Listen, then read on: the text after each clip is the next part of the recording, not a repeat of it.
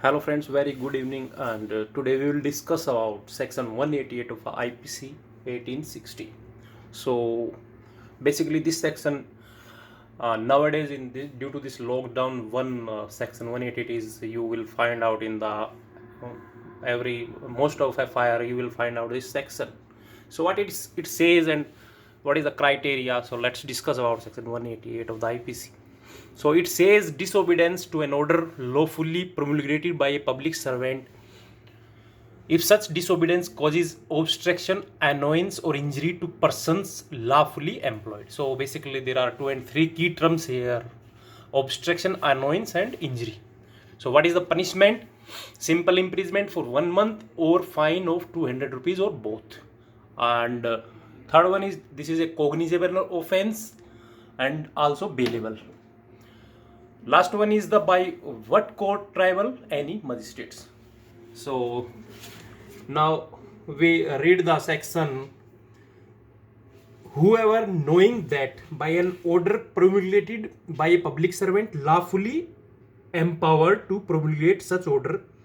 So first of all, the public servant must be lawfully empowered to promulgate such order. He is directed to abstain from a certain act or to take certain order with certain property in his possession or under his management disobeys such direction.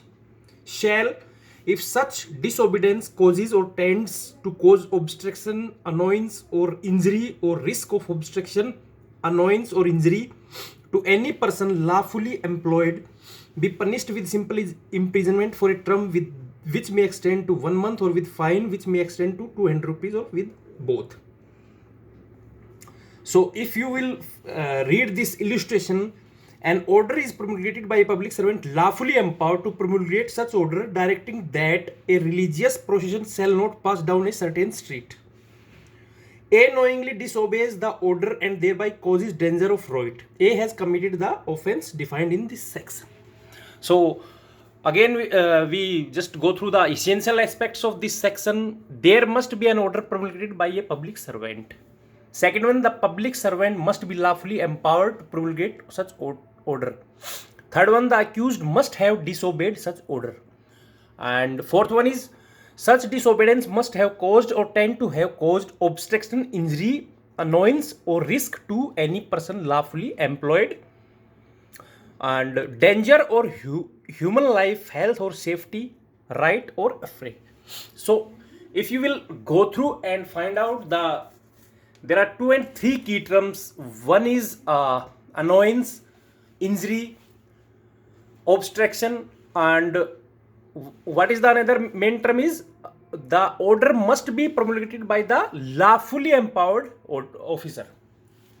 So and this section must be read with along with the CRPC section 144, 145, and CRPC 133.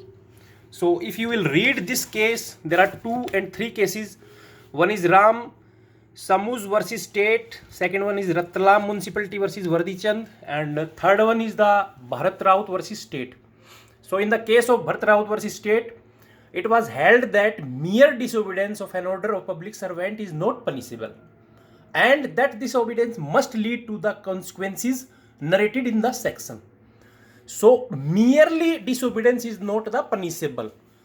So what it says, the consequences narrated, disobedience must lead to the consequences narrated in section. So what is the main thing which we have already discussed? Right, afraid, danger, human life, health, and injury, annoyance, obstruction, all the things.